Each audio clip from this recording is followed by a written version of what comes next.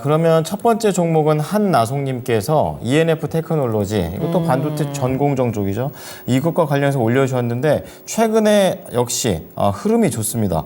10월 말에 18,000원 좀 아슬아슬하다가 이제 그다음부터 올라오기 시작했고 거래량도 조금 더 예전에 비해서는 붙어가는 모습입니다. 네. 22,200원에 비중 5%, 이제 22,000원대라면은 아무래도 최근에 사신 게 아니실까? 네. 약간 또 이런 좀 생각이 드는 가격대인데요. 5%니까 추가 매수가 가능한지 이 부분을 좀 궁금해하고 계십니다. 가격 전략까지 함께 붙여서 전해드리도록 하겠습니다. 자, 이사님, ENF 테크놀로지 추가 매수 뭐 얼마나 어디까지 좀 가능한 건지, 그리고 가격 전략도 궁금합니다. 네, 일단은 ENF 테크놀로지 설명 간단하게 드리고 나서 가격 전략까지 말씀드릴 텐데요.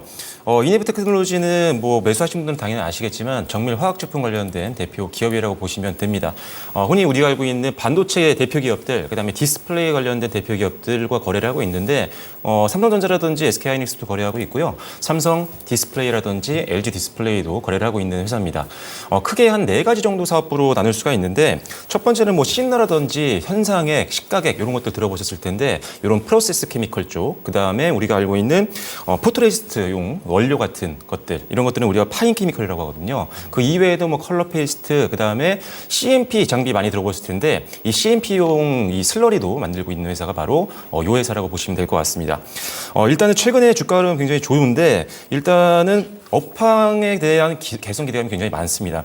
사실 아시다시피 굉장히 오랜 기간 동안 디스플레이라든지 또는 반도체 업황이 좋지 않았었는데 최근 들어서 OLED 쪽도 상당히 조금 시장에서 관심이 좀 몰리고 있는 상태고 반도체에서 서서히 이제 메모리 시장도 조금씩 반등에 대한 기대감이 나오고 있기 때문에 일단은 전반적으로 실적 개선에 대한 기대감이 좀 있습니다.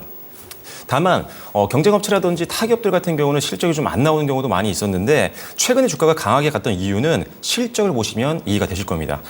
지금 화면 보시면 아시겠지만요. 지난 이제 1분기와 2분기 때 영업이익이 각각 52억 원, 그다음에 45억 원 정도밖에 나오지 않았었는데 이번 3분기 때 영업이익을 봤더니 지금 한 103억 원 정도 기록을 했습니다. 상당히 의미 있는 부분이라고 생각이 되고요.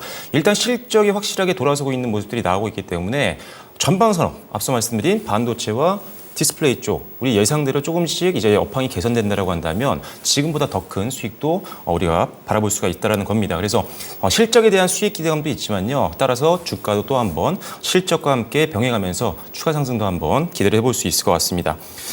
일단 지금 이 회사 같은 경우는 최근 들어서 약간의 기관들 매도 물량들은 나오고 있지만 아주 크다고 볼 수는 없을 것 같아요. 다만 그래도 기관들이 좀 강하게 매물 나오면 차익 매물 나오면서 주가가 조금 가격 조정 받을 수 있으니까요. 일단 기관들과 외국인들의 대량 매물이 나오는지는 계속 실시간으로 모니터하는 게 중요할 것 같고요.